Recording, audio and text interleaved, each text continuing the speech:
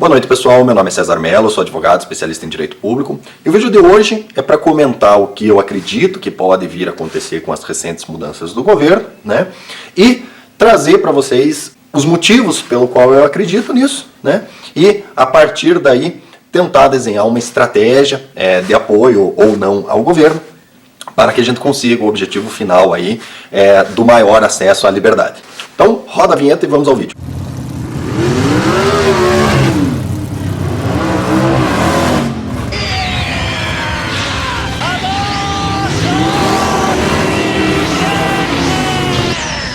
Pois bem, começando o vídeo aqui, provavelmente esse vídeo vai acabar sendo assistido posteriormente ao lançamento. Eu tenho visto que o meu canal tem obtido comentários em vídeos antigos, informações antigas. Às vezes eu vejo comentário e penso, pô, isso aqui não faz muito sentido, aí eu vejo que é num vídeo antigo, de uma situação antiga, né? Então vamos contextualizar o que está acontecendo. Pois bem, a gente teve 1 ano e meio aí, mais ou menos, de mandato, onde algumas atitudes do governo não faziam muito sentido pelo simples fato de que não foi aquilo que foi prometido, aí havia um avanço, aí havia um recuo, algumas coisas não estavam fechando, e eu desconfiava que isso poderia ter como fonte, né, o nosso querido ex-ministro Sérgio Moro, que sempre foi desarmamentista, sempre falei isso, né, talvez aqui no canal, ou em alguns vídeos anteriores, ou nos grupos que eu participo, sempre me coloquei, pensando, pô, será que não é o Moro, né, pô, e isso me trouxe um certo grau de certeza quando publicado um decreto, teoricamente, com concordância do ministro Sérgio Moro, se não me engano o decreto 9.785 tinha assinatura do ministro Sérgio Moro junto, houve ampla, geral, franca resistência ao decreto, que a princípio me parecia que era uma coisa só aqui do Paraná, mas com o passar do tempo a gente viu que se estendeu para todo o Brasil. Basicamente, para quem não entende o que aconteceu, foi o seguinte: para os atiradores em específico, foi deferido o porte no sentido cara crachá, né? Você apresentava a documentação, cabia exclusivamente à Polícia Federal conferir os documentos, verificar se você era atirador, se você tinha CR e deferir o porte. Só isso. Sem analisar a efetiva necessidade, sem fazer nenhuma peripécia. Era cara crachá, uma coisa que, eventualmente, aí, se você treinasse aí um chimpanzé para fazer, ele faria aí, em questão aí de meia hora, 40 minutos, né? E um ser humano, né? Um estagiário, simples estagiário, poderia fazer em 10 minutos, né? E algum funcionário público de carreira, né? Com seus invejáveis recebimentos, né? Que geram, em média, aí, em torno de 10 vezes o que se recebe na iniciativa privada, deveria fazer em questão aí de 2 a 3 minutos, né? E daí um superintendente, alguém muito mais qualificado, deveria fazer no máximo 30 segundos, certo? Apesar de haver essa possibilidade de ser feito em segundos, a análise, o fato é que todos os pedidos, né, levaram aí mais de 40 dias para serem analisados e quando o decreto foi revogado, magicamente passaram a ser analisados com ampla eficiência, né, e foram todos indeferidos, né, com base no argumento de que o decreto tinha sido revogado e não poderia mais ser aplicado, apesar de ser um argumento completamente falso, como eu já expliquei em alguns vídeos anteriores sobre o mandado de segurança específico para essa situação, dado que o ato administrativo, nesse caso específico, trata-se de ato vinculado e não ato discricionário, e sendo ato vinculado, a regra aplicável é a do pedido e não a regra do análise ou do deferimento, né? Algo que em se tratando de armas, né, como tem sido cada vez mais comum, né, a legislação sai voando pela janela, né, e fica só a ideologia sendo permeada nas decisões das nossas queridas autoridades, né, que estão agora em casa, recebendo regiamente seus vencimentos, enquanto dizem para nós ficarmos em casa sem receber nada, ou recebendo lá o auxílio de R$600, né? Então, essa situação de extrema extravagância, né, levantou, pelo menos em mim, um alerta bem grande de que muito provavelmente havia não só uma tolerância do ministro Sérgio Moro ao descumprimento da letra clara, evidente e inquestionável da lei, mas até digamos assim, um incentivo para que isso ocorresse, né? Eu lembro que na época, né, analisando o sistema Sinarme, etc., eu disse, poxa, será que se a gente entrar com recurso administrativo, isso batendo lá em Brasília, não vai acabar se sobrepondo aos entendimentos dos delegados regionais, que são desarmamentistas, porque assim se acostumaram a decidir, né? E, para grande surpresa, né, confirmando cada vez mais a tese de que se tratava de uma ordem de desobediência de cima, né? Quando batia lá em Brasília, os indeferimentos eram mantidos, inclusive sem nem analisar os termos dos recursos apresentados, né? Eu redigi alguns recursos administrativos aí, levei uma semana para redigir, dava mais ou menos umas 20 folhas aí de argumentos que eram indeferidos com não cumpriu o artigo 10, não provou efetiva necessidade, então não, né? Sequer eram lidos os recursos, né? Para que esse tipo de absurda ilegalidade acontecesse, né, muito provavelmente quem assim decidia estava cobertado pela chefia hierárquica direta, né? No episódio recente, nós descobrimos que essa teoria da conspiração, né, que fazia com que pessoas como eu parecessem que estavam indo semanalmente na chapelaria buscar um novo chapéu de alumínio, né, se mostraram uma efetiva realidade, pois no momento da demissão do nosso querido ex-ministro Sérgio Moro, né, que, note-se, não tem porte mais, né, a gente precisa saber, né, veja um vídeo, eu vou indicar aqui, pra gente saber se ele já entregou, né, o porte de arma dele, né, mas enfim, ficamos sabendo da boca do próprio presidente que a resistência ao cumprimento dos decretos, né, a exigência de que aquele decreto que foi publicado, dando o porte, né, 3 decretos, né, foi revogado aquele decreto, é publicado 3 e o porte só do atirador foi mantido em um decreto, aí à tarde foi revogado de volta, né, aquela confusão sem explicação, né, finalmente recebeu uma explicação, pois da boca do presidente Bolsonaro nós verificamos que ele disse foi contra os decretos, foi contra a flexibilização de armas, causou problema, etc, etc. Então, dentro de tantos outros motivos, né, nós ficamos sabendo que realmente Sérgio Moro, né,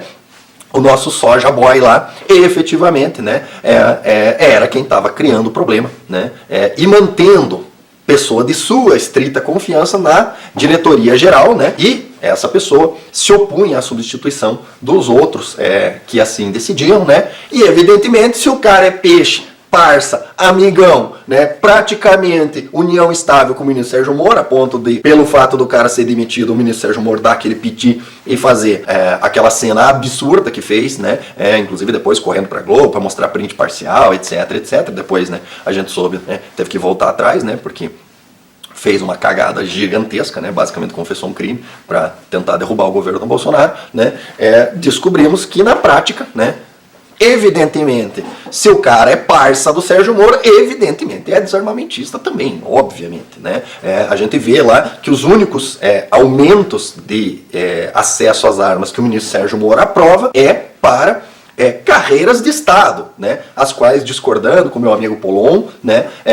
Eu particularmente sou contra, pois nesses casos, né, ao contrário do que ele diz, né, ao contrário do entendimento dele de que é uma diminuição do Estatuto do Desarmamento, eu considero como um aumento do Estatuto do Desarmamento, pois o porte não pertence às pessoas, o porte pertence às carreiras, e é dado a essas pessoas como um bônus que só permanece se essas pessoas seguirem caninamente o que o governo comanda. Começou a querer ser autônomo, começou a contrariar o que o governo manda, o governo vai lá e tesoura o porte do cidadão, trazendo esse porte como uma forma de controle, né? Então, discordando do amigo Polon, eu sou contra esses projetos porque eles não dão porte para ninguém, eles só aumentam o poder do Estado, o monopólio de violência estatal, certo? Então, são esses os únicos portes que o Sérgio Moro aprovava, né? Sendo o proto-ditador que sempre foi, inclusive sendo depois comprovado, né? Eu tinha um preconceito de que o Sérgio Moro era um proto-ditador, porque para mim todo mundo que defende desarmamento é um proto-ditador, né?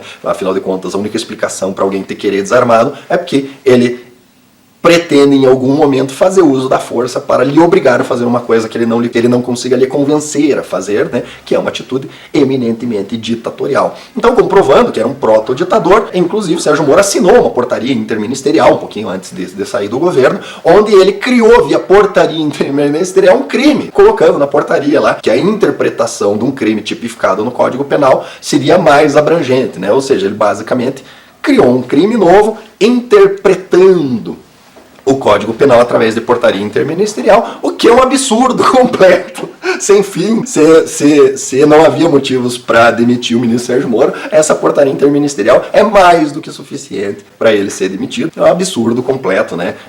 O ditadorzinho lá querendo criar crime através de portaria. Então, dentro dessa perspectiva, o que a gente tem? A gente tinha um governo aonde havia perspectiva de avanços no setor legislativo, dado que a popularidade do governo se encaminhava para um crescimento profícuo, em razão de que a economia brasileira estava melhorando muito, né? E com as reformas que o ministro Paulo Guedes pretendia encaminhar, passariam a melhorar ainda mais. Assim, a gente entendia que havia ambiente para a discussão de nova legislação, havia ambiente para a reforma da legislação, e esse ambiente se daria pelo crescimento econômico que elevaria a popularidade do presidente Bolsonaro, e a partir dessa elevação da popularidade, né, aqueles deputados e senadores que, na verdade, não estão nem aí se você está armado ou não está armado, se você tem liberdade ou não tem liberdade, ele só está pensando na próxima eleição, deixaria eventual ranço desarmamentista de lado, né? Assim como vários que hoje a gente descobriu que são desarmamentistas, né? Como, por exemplo, o governador Witzel, que na campanha falou que era a favor de armas e agora está falando que é contra, né? Que é a favor só de armas nas mãos do Estado, né? O Dória, a mesma coisa, né? E tantos outros deputados que eram eleitos com a arminha com a mão e agora viraram PSDB, etc, etc, né? Os que pegaram carona, né? Esses deputados que não fedem nem cheiram, diante da popularidade do governo, acabariam colando com o governo e acabariam aprovando legislações só para garantir voto, certo? Que para mim, tanto faz, entendeu? Se o cara aprovou o porte para mim porque ele acredita que eu tenho direito, ou se ele aprovou porque ele quer estar de olho no meu voto, tanto faz. O que importa, eu sou um cara pragmático, o que importa é resolver o problema, certo? Ocorre que a gente teve, né, essa situação que veio lá do Xing Ling. E a questão econômica, a gente já pode esquecer a economia do Brasil. Agora, a gente está numa situação apenas de fazer reformas, né, e ajustar legislações para a gente não ter que churrasquear aí o Pluto, né, a gente não ter que fazer aí uma moqueca aí com o peixinho dourado, né? Então a gente saiu dessa questão onde a economia era para ser pujante, né? E agora a gente está numa situação onde a gente simplesmente, né, está tentando não vender a janta para comprar o almoço ou vender o almoço para comprar a janta, certo? E as legislações que estão sendo discutidas, etc, etc, eu não vejo nenhum espaço para a gente ir buscar senadores e deputados para discutir essa questão da liberdade, até porque talvez vocês não tenham percebido, mas a liberdade já foi a primeira vítima do Xing Ling, certo? A Constituição, né, os direitos e garantias individuais foram a primeira vítima do Xing Ling, né? Já estão dentro do potinho, né? Hoje em dia está na moda, né? A cremação, então já estão no potinho em cima da mesa lá do Maia, né? Pois a Constituição diz com todas as letras que suspensão de direitos e garantias individuais necessita de decretação de estado de sítio. Não foi decretado merda nenhuma, certo? E todas as suspensões de direitos e garantias individuais que só podem estar expressamente, não é interpretação, não é, não, será que, não, mas é que tem um artigo que diz que a saúde, não, está escrito expressamente. Caso seja necessário suspender essas garantias, esses direitos individuais, só mediante decretação de estado de sítio, né? Não foi decretado. Por que não foi decretado? Porque no estado de sítio transfere-se os poderes do Legislativo Federal, dos legislativos estaduais e municipais, ao Executivo Federal, né? E dá poder para o nosso querido amigo Bolsonaro. Ninguém quer, né? Eles querem todos os bônus da suspensão dos direitos e garantias individuais, sem o ônus de transferir os seus poderes para a presidência da República. Então, considerando que esse canal ele é de prática, né, nós temos que trabalhar com a realidade, certo? César, você acha que a gente pode pedir para o senador, para o deputado, etc? Infelizmente, eu acredito que essa é uma hipótese que no momento eu não vejo muita possibilidade de ser feito, certo? Você veja bem, a gente já tem tanta coisa sendo reclamada. Se passar hoje uma lei relativa à flexibilização do porte de armas, né, vai ficar a mídia inteira batendo na tecla de que, olha, foi flexibilizado o porte de arma por conta disso, no meio da situação, etc, etc. Eu não estou falando os nomes próprios para o YouTube não me bloquear, tá? Mas vocês sabem do que eu estou falando. Não, porque isso, porque aquilo. Vocês vejam bem, a revogação de uma portaria, né, que não tinha nem criado efeitos e que geravam como efeitos, quando entrassem em vigor, a dificultação de importação de equipamentos, já gerou toda uma celeuma, etc, etc, etc. Então vocês imaginem uma legislação passando no Congresso tratando desse assunto. Então eu particularmente acredito que não há ambiente nessa legislatura, né, para esse ano com certeza não vai ter, né, para o ano que vem. Vamos ter que ver o que vai acontecer, se a coisa vai melhorar, se realmente sai uma cura definitiva, se sai uma uma vacina, alguma coisa que solucione a questão. Se nós continuarmos nessa questão de vai e não vai, eu acredito que não há ambiente, certo? Isso significa que não vai sair nada, tá? Aí é que vem o grande pulo do gato para quem teve paciência de assistir o vídeo até aqui, tá? Eu trago para vocês a seguinte informação. Veja bem, o nosso querido Estatuto do Desarmamento, que é um apelido para a legislação de armas, porque em nenhum local está escrito Estatuto do Desarmamento, certo? Isso é folclore tirado da bunda, tá? Não é só uma legislação de armas, não existe um Estatuto do Desarmamento, né? Isso é um apelido que foi dado, tá? Ele tem uma falha grave no seu texto, que é o seguinte: tem porte quem tem efetiva necessidade. Ótimo, maravilha, isso todo mundo sabe. O que é efetiva necessidade? Efetiva necessidade é feita do mais puro, sublime e concentrado folclore tirado da bunda, tá? Não existe definição legal de efetiva necessidade. Você não encontra em lugar nenhum, certo? O que é efetiva necessidade? Efetiva necessidade é o que o delegado, tá? Que é quem dá a palavra final, considerando que é um ato administrativo de autorização, certo? Que não pode ser revisto nem pelo judiciário, e isso possui várias jurisprudências nesse sentido. É por isso que eu, por exemplo, não ingresso com mandado de segurança quando o pedido for com base na efetiva necessidade, porque eu já sei qual que vai ser a resposta, vai ser indeferido com base nisso, que o judiciário não pode se imiscuir no lugar do delegado, certo? Apesar de que o Alexandre de Moraes se imiscuiu no lugar do presidente para fazer isso, né? Contrariando toda a jurisprudência, né, que existe em relação a mérito do ato administrativo, né? Inclusive contra o livro que ele mesmo escreveu, né? Se fosse uma prova tinha tirado 0, infeliz do Alexandre de Moraes, né? Mas se não pode o judiciário se imiscuir para rever o indeferimento, o judiciário também não pode se imiscuir para rever o deferimento, certo? E aí é que vem, talvez, um dos grandes problemas em relação ao ministro Sérgio Moro, em relação ao Valeixo, em relação à esquerda que está completamente histérica, em relação à nomeação de um delegado de Polícia Federal de confiança do presidente Bolsonaro. Por quê? Porque o delegado decide porque não, do mesmo jeito que ele decide porque sim. E o que impede os delegados de simplesmente passarem a analisar os processos e utilizando-se do mesmo folclore tirado da bunda que sempre se utilizaram para indeferir, para deferir, certo? Não existe absolutamente nada que impeça os delegados, que sempre foram muito rígidos nos deferimentos, passarem a ser muito rígidos nos indeferimentos. Ou seja, o delegado geral pode orientar através de instrução normativa, tá? Ou simplesmente de boca, tá? Porque o sistema Sinarme 2 permite que a decisão do delegado regional seja revista pelo delegado de Brasília, né? E o delegado de Brasília pode simplesmente avocar todos os pedidos e deferir tudo, certo? Então não existe nada que impeça, simplesmente através de uma decisão política, que os delegados, utilizando-se do mesmo fundamento, ou seja, folclore tirado da bunda, defiram todos os pedidos de porte, tá? César, você acha que isso vai acontecer? Olha, eu não sei dizer. Eu espero que seja isso que vai acontecer, porque eu não sei se vocês lembram, quando o Senado derrubou o decreto, o Bolsonaro falou isso. Ele disse: olha, quem decide se tem porte ou não tem porte é a Polícia Federal, e eu sou o chefe da Polícia Federal. Qual que foi o problema para o Bolsonaro colocar em prática isso que ele falou? O problema era o nosso querido Soja Boy, ministro Sérgio Moro. Foi ele que impediu. Está claro, está evidente. E o ministro Sérgio Moro são águas passadas.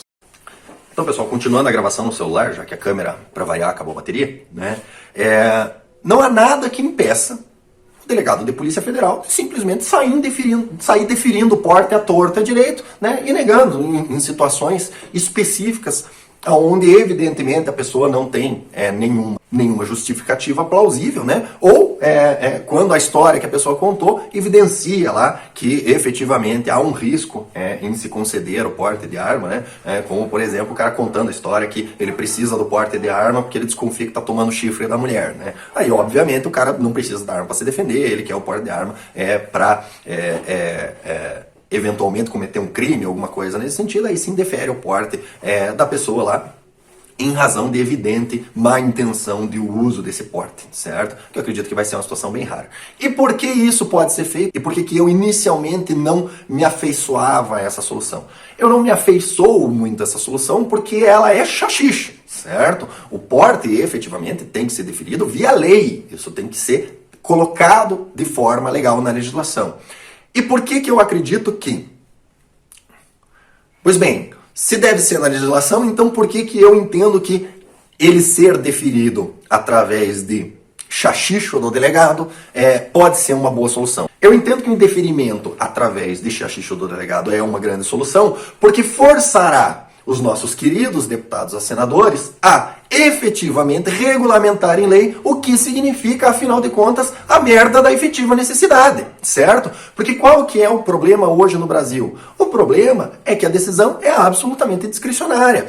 Ninguém pode dizer que você tem efetiva necessidade ou que você não tem efetiva necessidade pelo simples fato de que ninguém sabe o que é efetiva necessidade. Efetiva necessidade é a mesma coisa que schwebbleb, né? O que é schwebbleb? Schwebbleb, como é uma coisa que eu acabei de inventar, pode ser o que eu quiser. Se eu colocar na lei, o porte é deferido a quem tem schwebbleb, quem vai decidir quem tem porte e quem não tem porte é o Dr. César, porque só ele sabe o que é schwebbleb, né? Então, dentro dessa perspectiva, considerando que não há definição legal, a única forma dos proto-ditadores que acham que a gente é gado para ser conduzido, certo? A única forma deles sentarem a bunda e definirem em lei o que é, afinal de contas, a merda da efetiva necessidade é caso exista um abuso por parte da Polícia Federal da não existência dessa definição para deferimento, né? Vai haver uma urgência por parte dos deputados, porque eles vão ter a seguinte argumentação: olha, os delegados não podem ficar deferindo isso daí, porque isso é um absurdo, porque não sei o que, não sei o que. O delegado vai olhar para os deputados e senadores e falar: eu estou cumprindo a lei, eu analisei aqui, tem efetiva necessidade. Se eles tentarem buscar o judiciário, o que o judiciário vai fazer? O judiciário, se tentar bloquear esses deferimentos, a gente vai ter uma tonelada de jurisprudência dizendo o seguinte: olha, vocês mesmos definiram a jurisprudência, tá aqui, ó. Não pode o judiciário ingressar no mérito administrativo. Tem 1 milhão de jurisprudência nesse sentido. O que mudou agora? Só não pode entrar no mérito administrativo para deferir, para indeferir pode, né?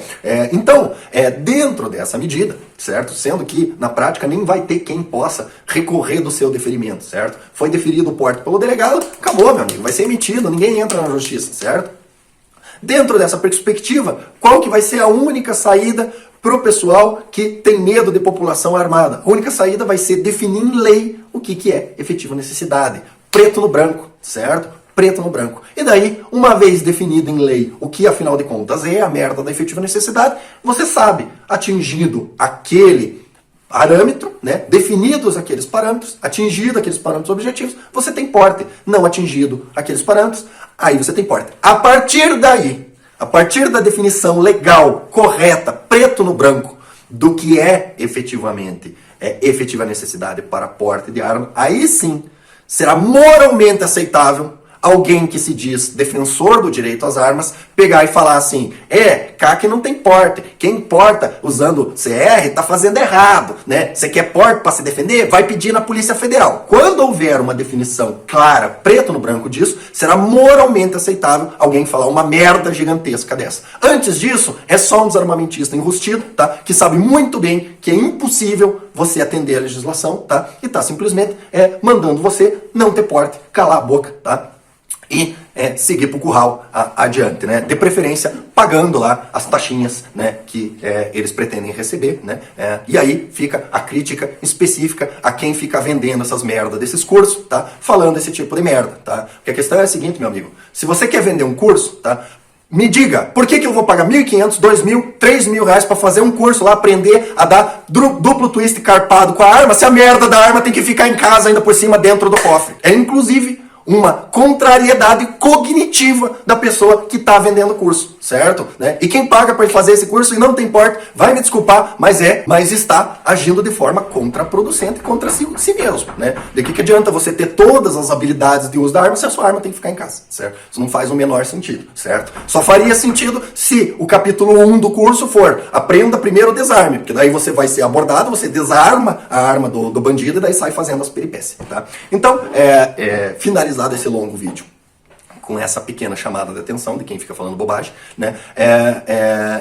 Eu convido vocês a comentar, curtir, compartilhar, se inscrever no canal, certo? E, em resumo, esse é o meu entendimento em relação ao futuro, ao que eu espero do futuro do acesso à liberdade no Brasil hoje, diante da situação que nós temos hoje. Eu vejo como única saída para a gente ter avanço na legislação é o governo Bolsonaro fazer isso que prometeu que ia fazer, ou seja, mandar a Polícia Federal deferir mesmo, defere para todo mundo. Isso vai gerar uma demanda do Congresso por definir efetivamente o que é a tal da efetiva necessidade, né? E de má fé, querendo bloquear o seu direito, eles vão fazer o que estão atrasados aí mais de 15 anos, que é efetivamente indicar na lei quais são os critérios objetivos para você ter acesso ao porte de arma. Tá? Então é isso, pessoal. Curta, compartilhe, se inscreva no canal e até o próximo vídeo.